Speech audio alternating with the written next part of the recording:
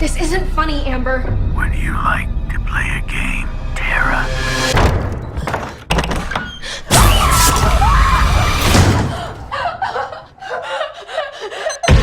Doors unlocked. All doors locked. Doors unlocked.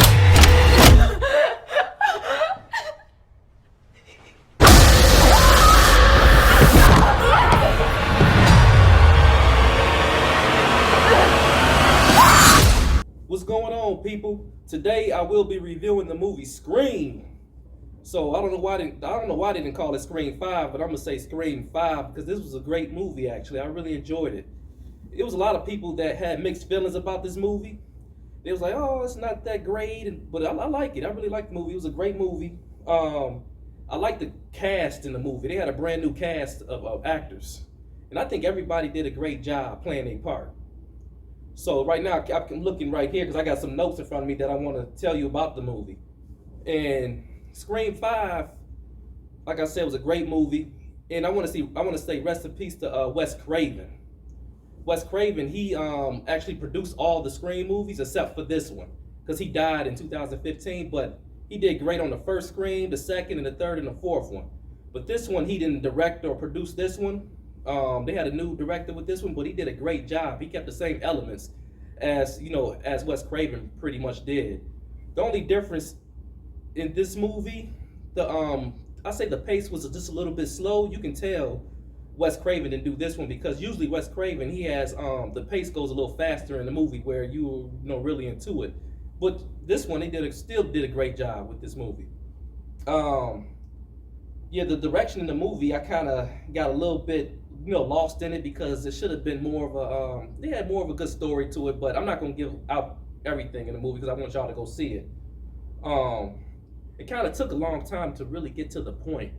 It's like some scenes in the movie they didn't really need to put in there, so I was like, dang, just get to the point. They just kind of drew some things out though, but it's like the movie is about a 2-hour movie, but it kept my attention though. So I mean, it was a must see movie.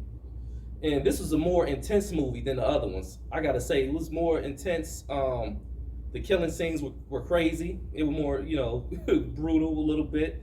But it still had a fun element to the movie too. It had a little bit of humor and a little bit of comedy with this horror movie. So I was like, wow, they really did their thing with that. And they did bring back the old cast, some of the old cast that played in the previous movies, like Sidney Prescott, Courtney Cox, and David Arquette, if I said his name right. So I'm glad to see them, in the movie. They did a pretty okay job, but I'll get to that later about their part that they played in the movie. And I want to give it up to her name is Melissa Barrera. She was the main actress in this movie, and she did an amazing job. I mean, she was the main one. She played her part very well. She was very intense. She really got into her character. She had some good scenes in there, and she was the main one trying to kill Ghostface. That's his name, Ghostface. So it was really cool. And the jump scenes, it was hardly no jump scenes in the movie. It was pretty predictable. You knew when Ghostface was going to come and get you, because the previous ones you didn't even know when he was coming out or where he was going to get you. But this movie was kind of too predictable. I wish they could have worked on that a little bit more, where you had a couple jump scenes in there where you'd be like, oh, they could have worked on that a little better. And I was glad but this movie did keep you on your toes because you were like, wow, it was some things in there where you had to figure out who did it. So it's like one of those movies where you had to figure out who did it. And those are my favorite type of movies. It ain't like it was like the Michael Myers or the Jasons, where they're the killers. This one you had to figure out who did it, around a group of people. So that's what I like about that movie. It was great. And I was shocked in some scenes too. I was like, wow, they had a couple twists in the movie where he was like, oh man, that happened. So it was really decent. Like, y'all gotta go see that. Yeah, like you said, you gotta figure out who's the killer, and that's very interesting. So I'll give this movie like an 8 out of 10. Definitely an 8 out of 10 for this movie. Really decent. It's worth your money to go see, because I was shocked too. I didn't think it was gonna be that great, but it exceeded my expectations. So it was a really great movie.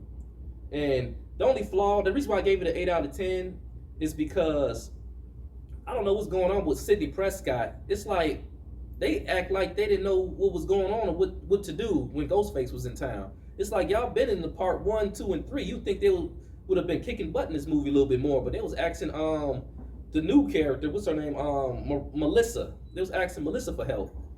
So yeah, so the characters could have did a better job, you know, with they should have gave them a better role where they really was experienced and know what to do to get rid of Ghostface. But they asking Marissa, whatever her name was, yeah, Melissa in the movie, hey, can you help me help us out to get him? It's like y'all should be knowing how to get him already. So yeah, so I want to tell everybody, go check out the movie. It's a great movie. It came out last week or 2 weeks ago, whatever. So go ahead and see the movie. All right, I'm out.